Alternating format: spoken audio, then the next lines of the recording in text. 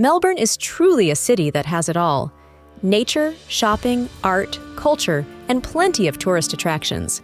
If you're on holiday in the area, it's worth visiting. Welcome back to our travel series, where we bring you all the important details of top holiday destinations to help you plan your family trip. Today, we'll talk about 10 things to do in Melbourne with kids. For each attraction, we'll look at how kid-friendly they are, how easy they are to access, and their cost. Before we get started, make sure to subscribe and activate the bell to be notified when we upload. Let's get started with our Australian adventure. Melbourne Zoo. With over 250 species of animals to see, the kids will love visiting Melbourne Zoo. See the impressive lions, visit the Trail of Elephants, and prepare for an adventure at the gorilla rainforest. Don't forget to visit the Wild Sea, where you can catch a glimpse of the amazing animals that live on Victoria's coast and in the ocean.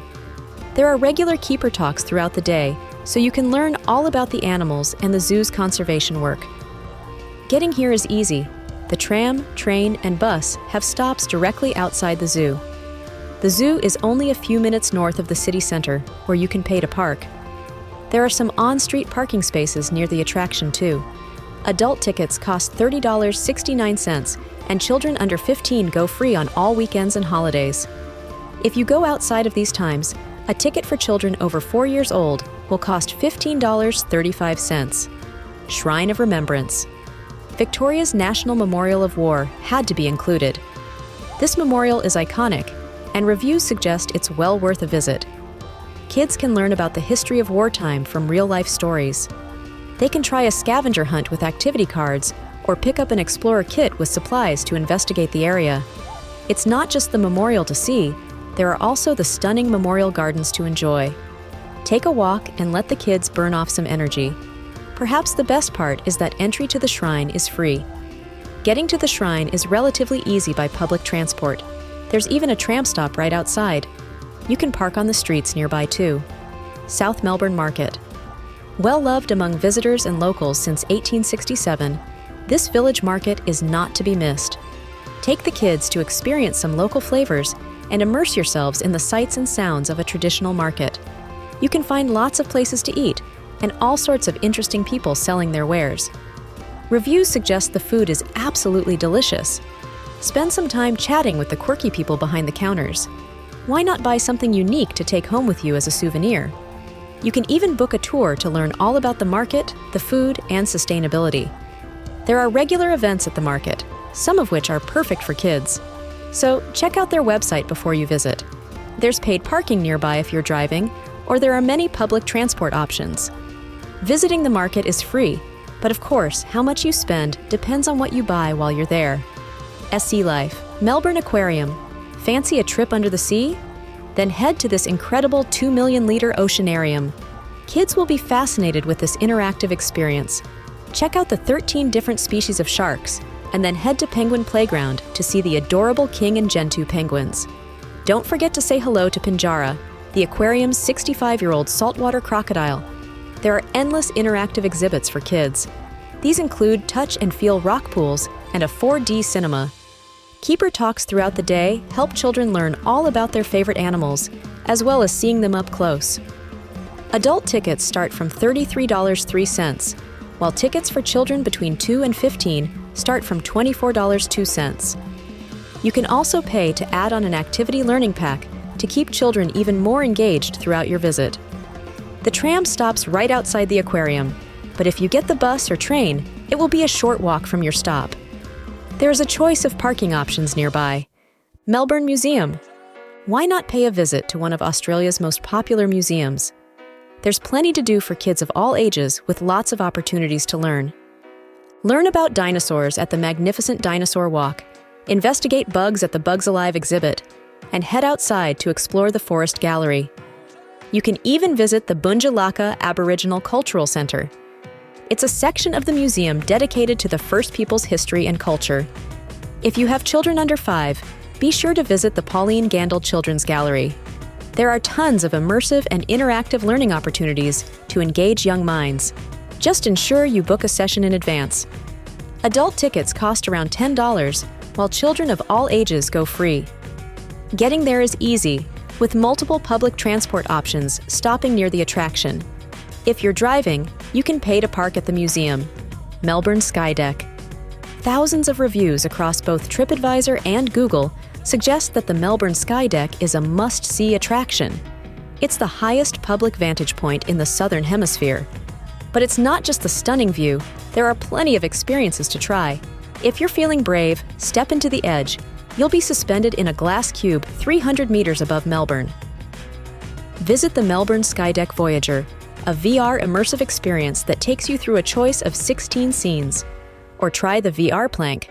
Your brain will be convinced that you are balancing on a thin plank high in the air. Of course, some of these experiences may not be suitable for younger children. The VR plank in particular is not recommended for children under 8 years. Parking is located right beneath the Skydeck for convenience. It's also easy to access via public transport. Melbourne Central. With over 22,000 reviews on Google, other visitors say Melbourne Central is a great day out. There are over 300 retailers over 5 levels. It's the perfect place for some retail therapy. But that's not all. Grab a bite to eat at the many restaurants and cafes. See a family-friendly film at Hoyt's Cinema or get competitive at Strike Bowling. Check out the unique architecture. Don't miss the giant marionette watch that plays Waltzing Matilda every hour.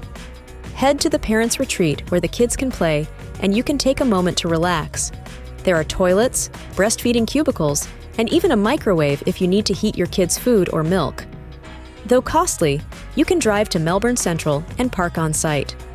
Many people opt for public transport, as there are trains, buses, and trams that take you right to the shopping centre. National Gallery of Victoria.